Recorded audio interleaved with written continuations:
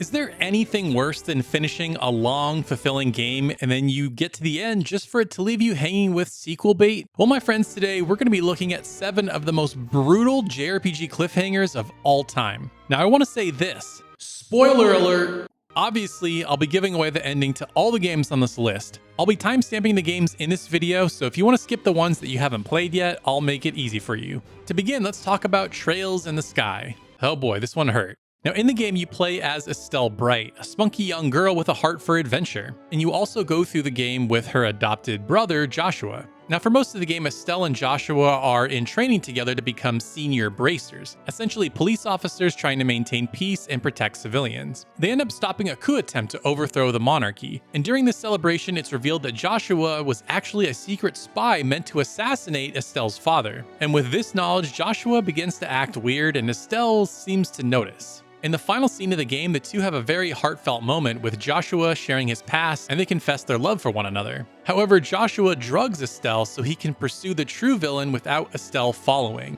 And then the game just ends. Now, back in 2010 when this game first released, this was an absolutely brutal ending. Just when everything was coming together in the story, boom, it ends and he runs off. Now, here was the kicker back in the day. We had to wait 4 years to get the sequel here in the West. The wait for fans was agonizing. Now, please don't ever make us wait that long again, Falcom, or it really will be time for ultra violence.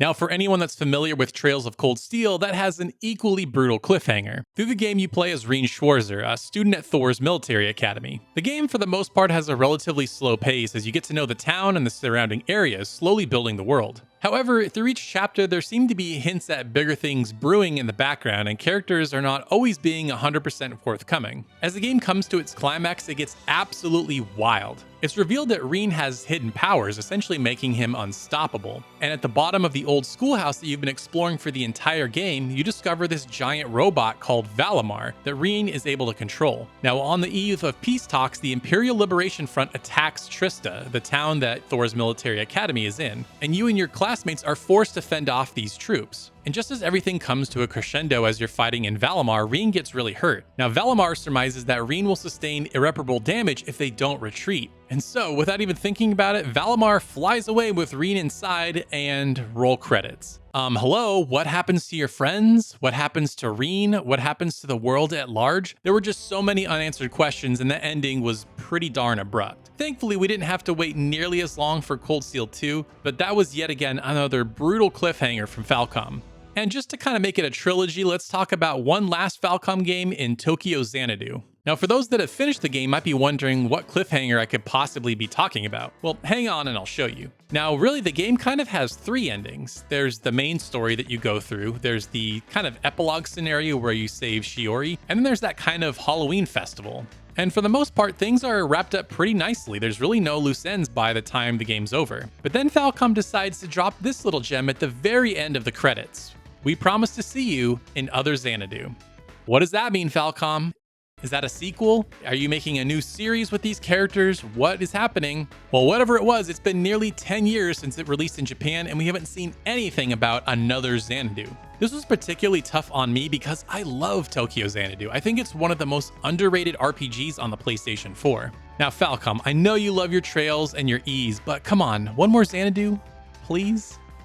Now, speaking of cliffhangers we're still waiting on answers for, let's talk about Xenoblade Chronicles X. Now, Xenoblade Chronicles X is a huge game with a lot going on. Now, the main premise is that you're on an escape ship looking to find a new home planet, and you crash on one called Mira. Now, Mira is full of mysteries. There you'll meet aliens, both friend and foe. Now, near the end of the game, it comes to a head fighting Vita. And once it's over, there's this big monologue and montage showing life in New Los Angeles. Everyone seems to be happy, and it seems like a pretty solid ending. Cut to black. And it cuts back to the site of the final battle, and there's an excavation team looking around led by Elma. And the tension really builds in this little epilogue scene as they're exploring around very slowly. There's very little dialogue, there's very little music. Now, as they discover the database chamber, again, there's a lot of tension building with almost nobody talking. And once they find it, it's completely destroyed, it's totally flooded. But that's not it. It then cuts to the beach with Lau on it, still alive, before finally cutting to a black screen with the words, "This story truly never ends."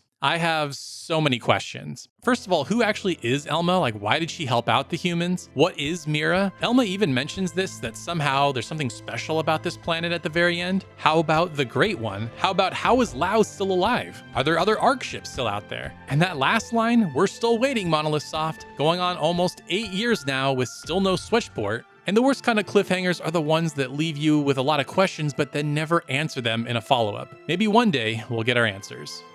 Now let's go classic for this next one in Final Fantasy Tactics. This is an absolutely fantastic strategy RPG with a dark political story. In it, you play as Ramza trying to stop the wrong people from getting their hands on the Zodiac Stones. These stones grant the wielder immense power, essentially turning them into monsters. Now, all story paths converge basically in hell, but once you get down there, the gate shuts behind you and you're basically trapped. For the final battle, you confront Ultima, a demonic being who previously possessed your sister, Alma. And once you defeat Ultima, it ends in a giant explosion. At this point, you pretty much assume everyone dies and cut to Alma's funeral. But then Ramza and Alma ride by on chocobos. Are they alive? Are they ghosts? Well, it cuts to black and says they were never seen again. And then the final cutscene shows them running off into the sunset. So what actually happened here? Are they ghosts? Are they actually alive? Did they settle down somewhere in a quiet pasture? We never find out. What makes this extra agonizing is they were supposedly working on a sequel, but it just never came out. Of course, we got the advanced games, but those were with different characters and kind of a different world. Now, right now, there's a lot of rumors going around for a remaster, so here's hoping we get that, and maybe we even get that ever-elusive sequel and find out what happened to our heroes, Ramza and Alma.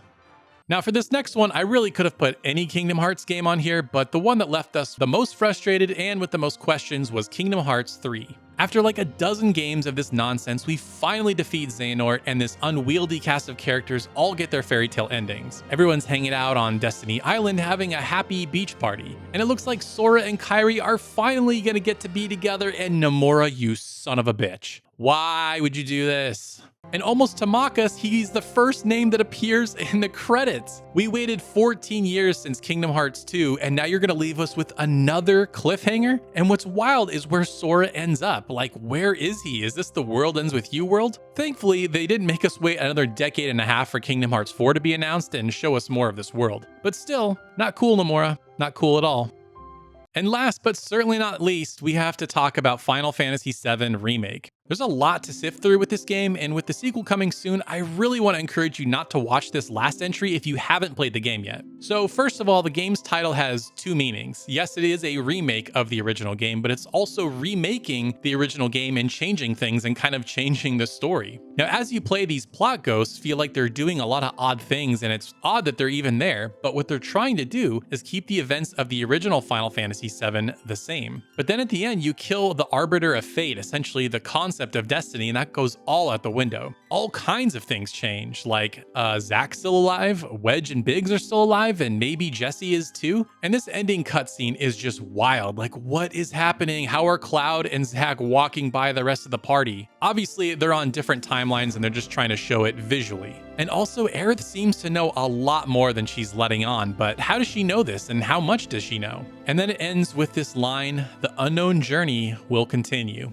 I have so many questions. Are the timelines going to converge? Is Zack going to meet the party somehow? What aspects of the original game are going to change here now that all bets are off? Is that one certain character death still going to happen? And also, what about Sephiroth? He's really not Sephiroth. He is basically the old manifestation like in Advent Children. If you notice, it's all black feathers, which is what happened in Advent Children, not white feathers like the original game. If you pay attention, he's essentially possessing people, so he's not really there. Also, where will Part 2 stop? A lot of people think City of the Ancients, but personally, I'm thinking Nibelheim. Now, this is an absolutely massive cliffhanger with so many questions, but thankfully, we won't have to wait too much longer to figure out all these answers, as I think the game will be out within the next 14 months as of the posting of this video. Now, if you enjoy JRPG lists just like this one, be sure to check out last week's video where I share 7 bold predictions for JRPGs in 2023. And for as little as $1 a month, you can vote on topics just like this, as well as tons of other perks over on patreon.com/thegaming-shelf. And special shout out to Patreon producer Tyler Kuzawa. Thank you so much for watching, and we'll see you next time.